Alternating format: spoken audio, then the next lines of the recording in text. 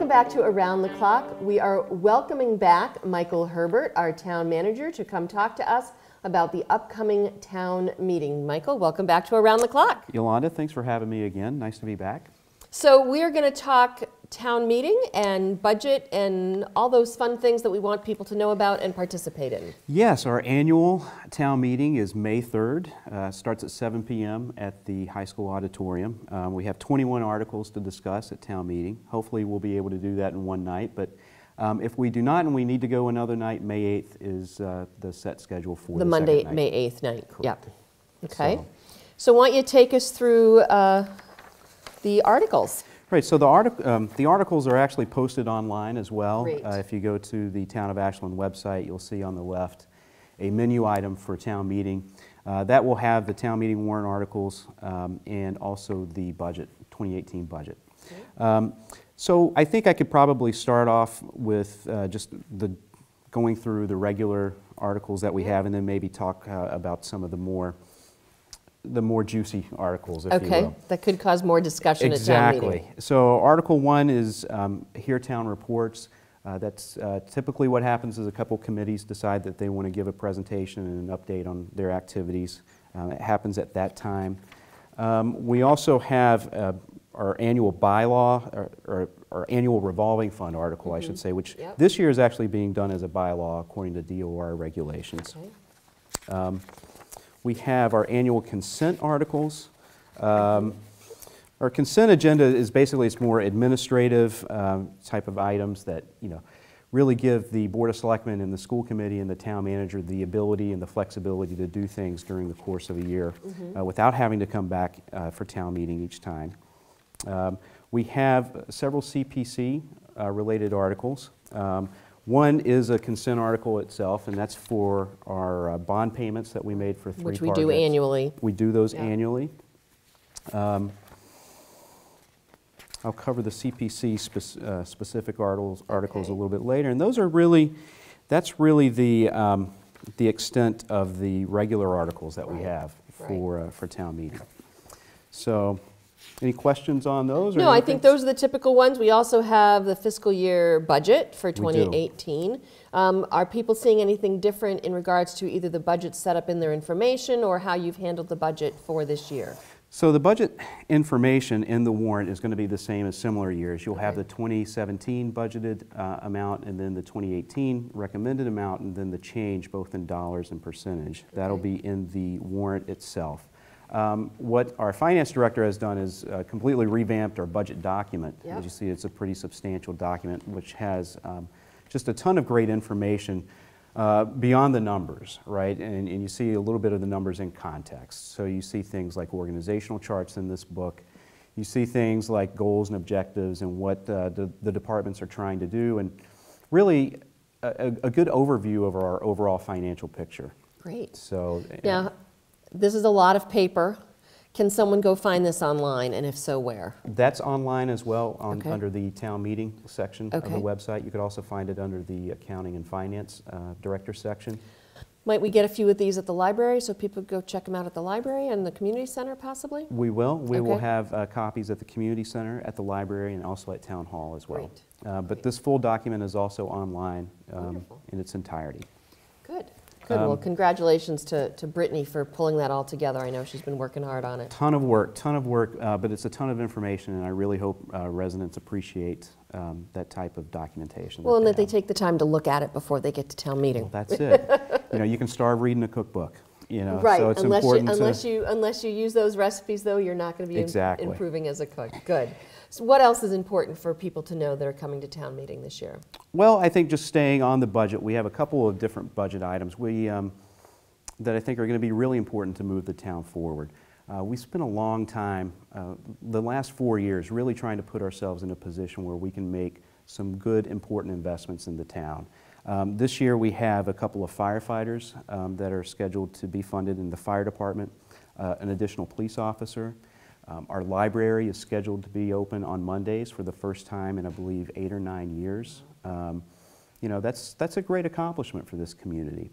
And I think one of the things that I'm most proud of, and I think the selectmen are most proud of, is that we're budgeting in a way that we can actually recommend an increase in the senior tax exemption in the fall by a 25% increase. So seniors would be able to exempt $625, or approximately $625 off their tax bill each year. Okay.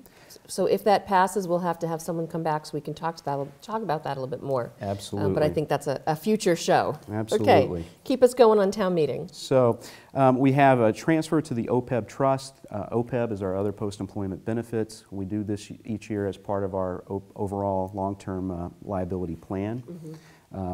We have the capital plan authorization. This year is a little bit different than what we've done in previous years in terms of capital. We have a fully funded capital budget. Part of it's funded through the budget itself. And then we're also borrowing for several items, and that is reflected in the capital plan authorization, which is Article 4. A couple of big projects there is the Quiet Zone, and then there's a utility vehicle in DPW.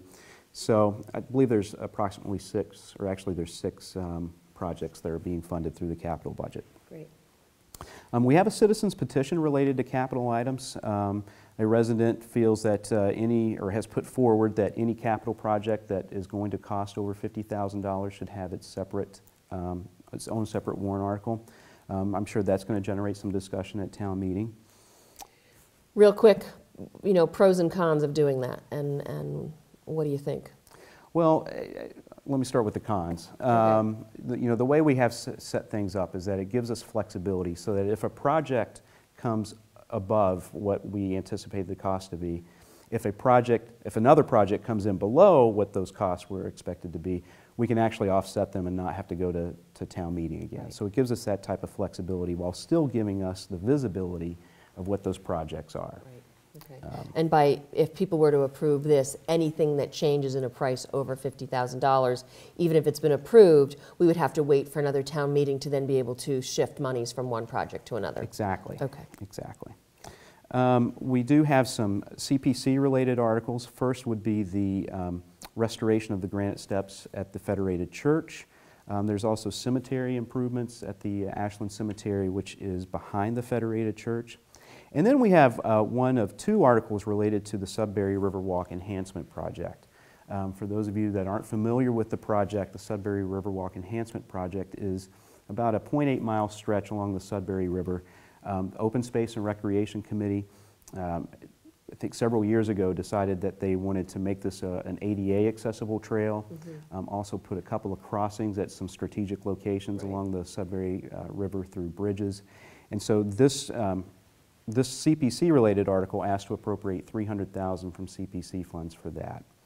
The next article related to that is actually permission from town meeting to apply for a grant from the state. It's the Land and Conservation Wildlife Fund reimbursement grant. And again, that just gives us permission from town meeting to seek those $300,000 in funds. Right. Always a good time. Always a good thing when we can get some of that state money back to help with our projects. So this project, it's a very common sense article to support. This is a $1.2 million project. Half the funds are going to be coming from local sources. Half the funds would be coming from state and federal sources. So it's a creative way to finance it, but a prudent way to finance it. Yeah, rather than trying to get it all out of our pocket or trying to do fundraising here in town to support it. Exactly. Okay. Good. The next article One more big one. Yeah, the MWRA connection. So this is an article that always seems to come up in some way, shape, or form at town meeting. This year, well, let me start back in the fall of 2016 at the fall town meeting. There were some concerns raised when this article was brought up about how the town of Hopkinton and Hopkinton's development relates to this, or relates to Ashland and Ashland's requirement to use the MWRA. Both Doug Small and I have worked pretty hard with Norman Kamalo and John Westerling, who's our associated equivalents in Hopkinton, to come up with an agreement that we thought would protect everybody's interests. I don't think we're going to be able to get that consummated in time for town meeting.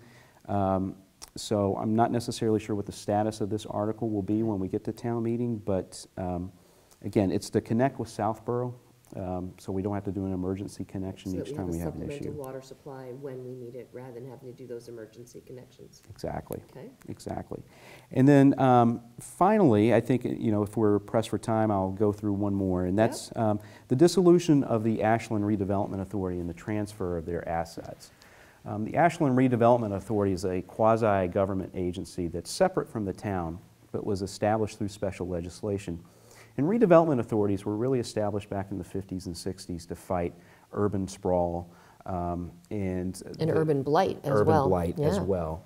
And it gave redevelopment authorities the power to assemble land, do eminent domain takings, but you had to have a certified, not housing production plan, but the certified urban renewal plan. Okay. And unfortunately, even though our ARA did a lot of work, they were never able to get that certified plan. So their authority is really, really limited. So the members of the Ashland Redevelopment Authority decided that this was a prudent time to dissolve itself.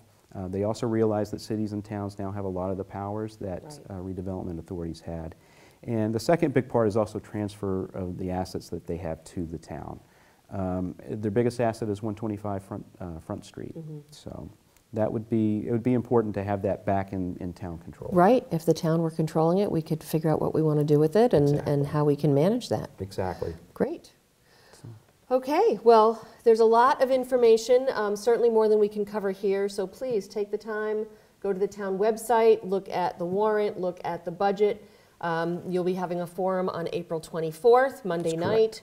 But ask your questions beforehand, reach out to any of the selectmen or to Michael Herbert on any of the questions you have leading up to town meeting, so you can come and be informed and be part of the process. Yeah, we look forward to it. It's always, town meeting's always an active night, let's put it that way. Well, and I think we need to encourage even more activism. The more people we can get there, the better to be part of the decision-making process. Agreed.